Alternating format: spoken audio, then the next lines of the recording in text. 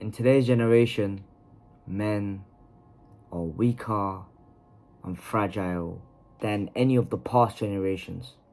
They are lazy, no ambition, and you could see the threat to masculinity through the average testosterone level declining 1% every single year, and us only having half of our great-grandfather's testosterone levels. And if you don't know what testosterone is, that's pretty much what mainly my channel was about. It's the male sex hormone. That's the hormone and a couple other hormones that cause us to be masculine. So I don't want to waste a lot of time. This is the 3 bad habits that are keeping men weak. The first one is going to surprise you a little bit. Can you guess what it is? What is something that humans have been doing since they were in this planet, and us young men don't really seem to be doing much of it? I'll give you 3 seconds. 1. Exercising. The bare minimum things you have to do in order to survive back in the day. Now, you don't really need to, right? You got a massive ass wide TV and your bed is really comfortable. You could just put on your favorite shows and watch that shit for hours and hours. Thing is, to be functioning as a human, forget resistance training and bodybuilding, whatever. Exercise in general, every single person, man or woman, should do in this planet. I'm not saying to have a jacked physique. 50 years ago, a lot of people didn't have jacked physiques, right? But they were in shape. A big percentage of the male population walk around with a big gut, massive beer belly, wide hips, skinny arms, and fucking pencil necks. As a man, you need to have some kind of intimidation physically. But most young men nowadays look like fucking soy boys. No men will respect you if you look like that. I wish it was first impressions doesn't matter. You get to know the person and then you judge them. That's not how life works. When you see someone, you judge on first impression a lot. You do judge the book by its cover. And if you're doing nothing to make the first impression look better, for example, getting in shape, then man, I don't know what the fuck to say. How are people meant to respect you if you know you can't even run 500 meters without fucking Come on, bro. Number 2, video games. Video games are really, really stimulating. And the reason why men are more addicted to video games than women is not because the graphics men like more or something about the game. Men have always liked conquest. They like to seek out for status. That's why testosterone was given to us, right? So before, to seek out status, to do everything like that, you would do something with your life. You would maybe get into shape. You would do this activity. You would get knowledgeable about this certain topic. You would go outside into the real world and try to seek status. That's how it was always been since the dawn of human time. But what did video games do?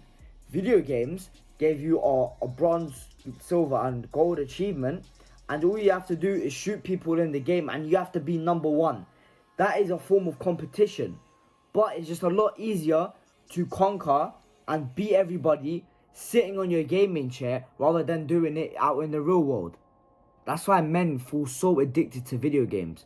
I'm not no exception. I used to be quite addicted to video games, but I never understood why I loved playing it so much. Because sometimes I would not even enjoy the game.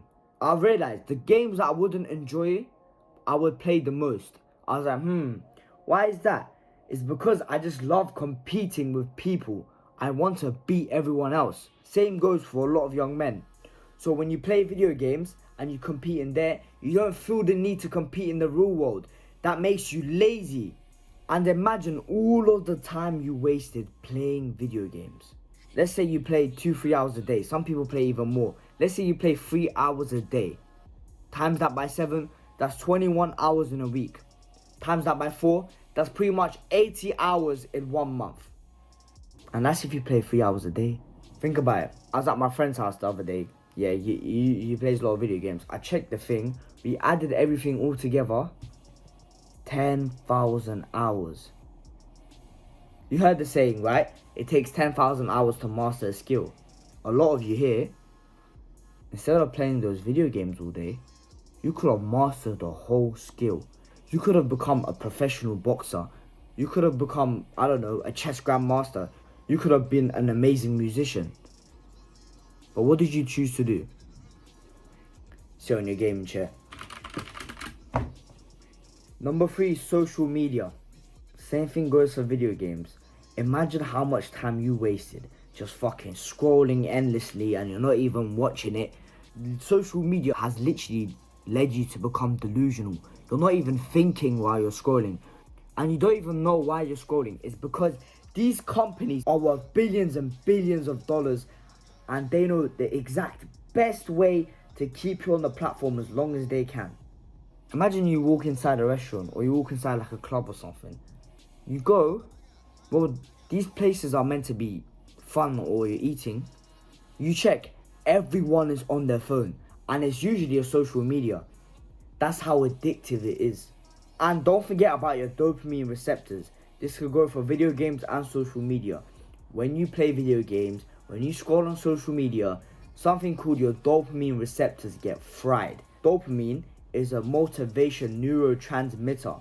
So, the motivation you get to go to the gym is the same motivation you get while playing video games. It's the same neurochemical that's getting stimulated in your brain. And dopamine is actually a good thing. But social media and video games stimulate your dopamine so much. It goes all the way up and you feel so motivated, so good while playing it. And after it crashes. And it doesn't go to baseline, it goes below baseline. That's why you're not motivated to do anything. Also, don't forget how you compare yourself to other people, which just makes your mental health even worse. Personally, me, I've never struggled with this. But a lot of people, let's say they're going to the gym for a year or something, and some guy says he's been going to the gym for a year and he's jacked or something. They feel a lot worse about themselves. The only advice I can give you is 2 things. Don't give a fuck, and if you can't do that, delete social media. By the way, bro, if you got to the end of this video, I know you're not like the 99%. The 99% couldn't watch this video for 30 seconds because it was not enough stimulating shit. They needed mad zoom-ins, they needed sound effects, they needed a fucking half-naked girl in the video. So, if you got to the end, you have a better attention span than 99% of people, which is a big, big accomplishment. So, that's been Team TMS Ada.